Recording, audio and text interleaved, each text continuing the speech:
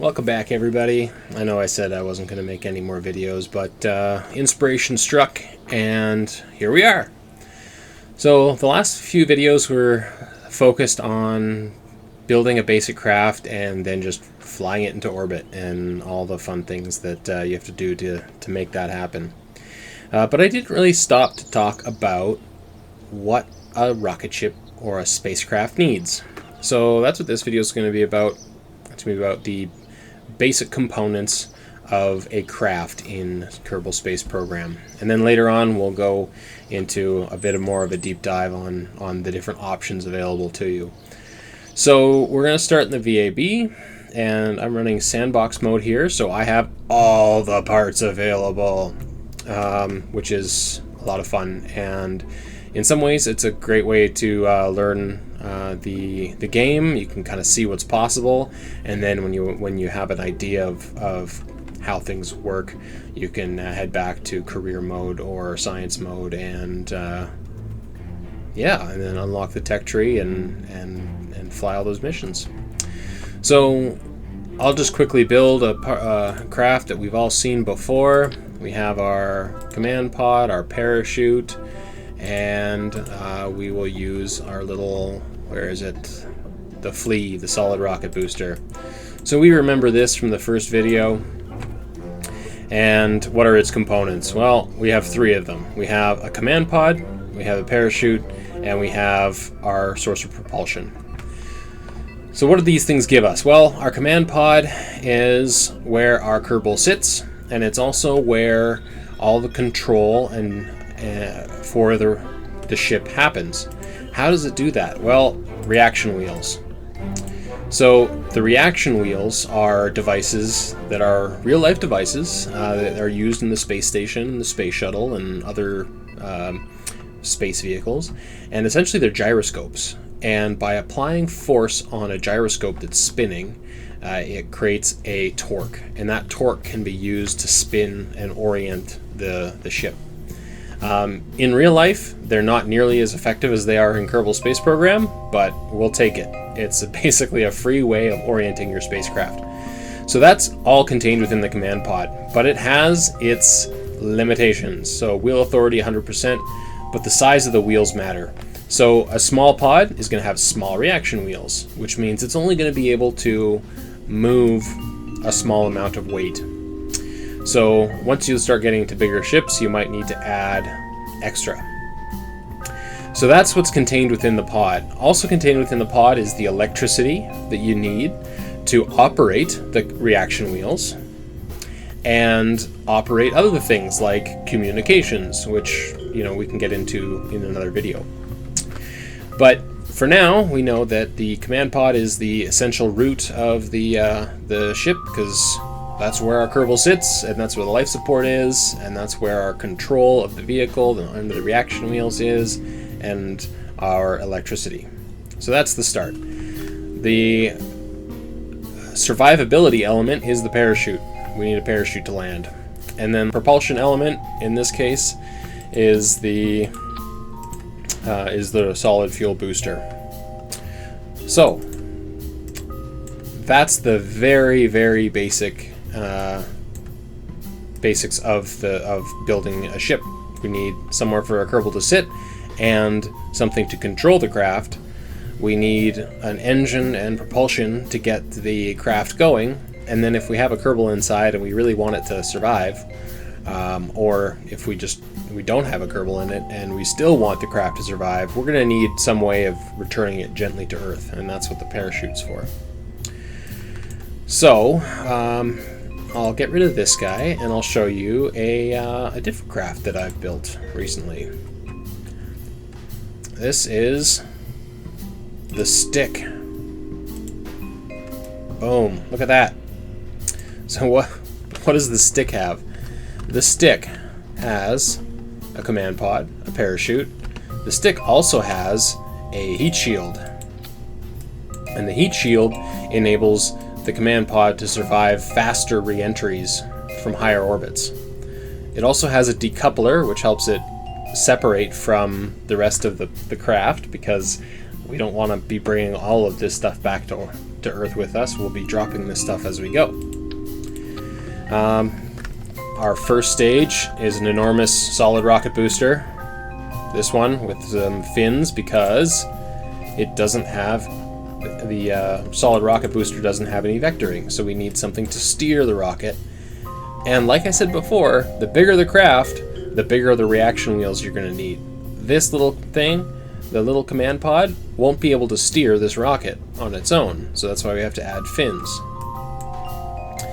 The next piece of the puzzle, let's see, is another little solid rocket booster. And this will take us the last few meters per second into orbit. And then we have our tiny little fuel tank, Oscar B fuel tank with 22 units of oxidizer and 18 of fuel, and our tiny little spark liquid fuel engine. So at each stage of the and this well, the spark gimbals. Does this gimbal?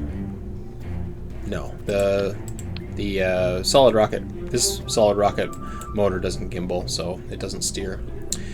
At every stage of this rocket, we have the same parts. We've got the command pod, which stays the same the whole way through, and we just successively drop thrust along the way. But until we're into re-entry, we have thrust, we have a command pod, and we have survivability elements. And let's try looking at another one. Don't save. We'll look at the Kerbal 3. So this is a much more complex machine.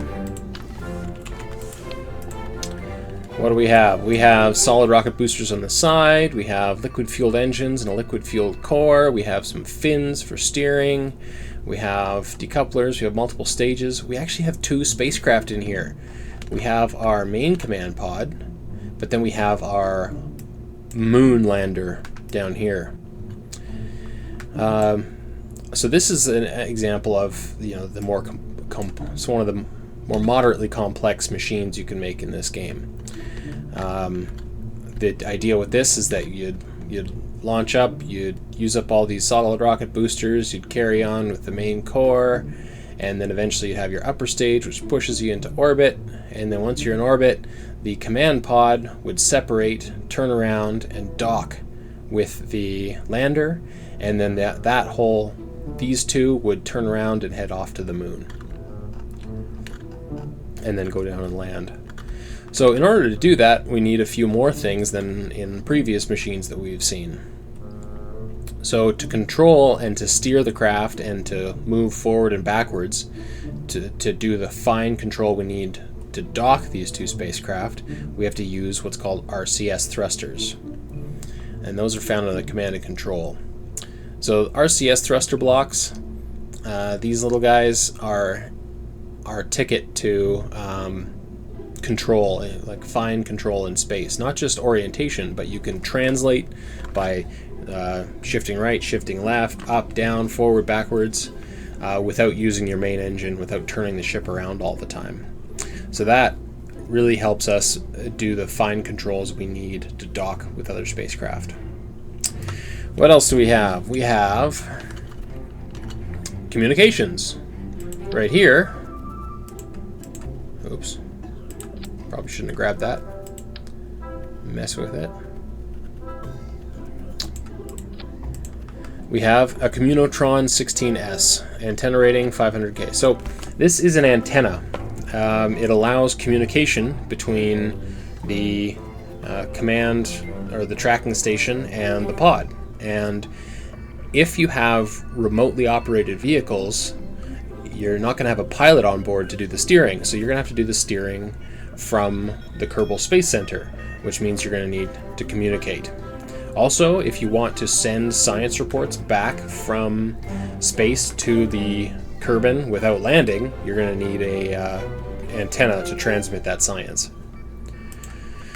Next, we have solar panels. photovoltaic panels, and they produce electricity so that you can go out in space for a long time and use all the SAS stability systems. You can transmit science, you can turn the lights on, do all that kind of stuff. It's solar panels that will recharge your batteries, or it's one of the options for recharging your batteries once you're in space. And then we have a fancier antenna here that sticks out, and it's more powerful. So that helps us with longer distance communication and higher fidelity communication, which allows you to transmit bigger and bigger pieces of science back to the Kerbal Space Center. We have also tiny little Sepratron solid rocket boosters, and this is just a little fun thing that allows you to get rid of parts. You can see they're down here on the main rocket boosters too, so that helps them push the rocket boosters away before when they separate, and that way they don't come back and smash into the rocket and blow it up.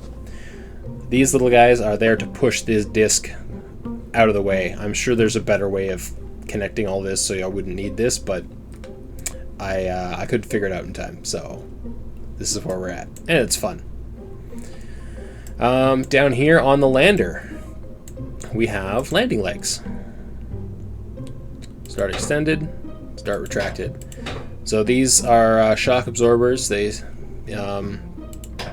allow you to land on the surface of another planet without smashing into your engine. Pretty self-explanatory. On the back of the lander, we have a ladder that helps your Kerbals get in and out of your craft.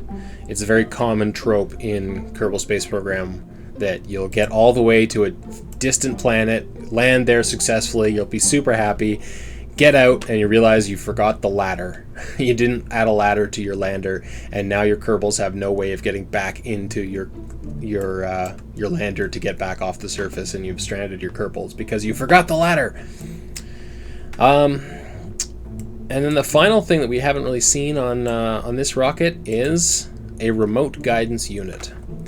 And that essentially takes the place of your command pod, which will allow you to control your ship, your rocket stage, what have you, from space remotely, as long as you have some sort of communications. It has its own antenna, but if it's going to be far away from Kerbin, you might need to add another antenna.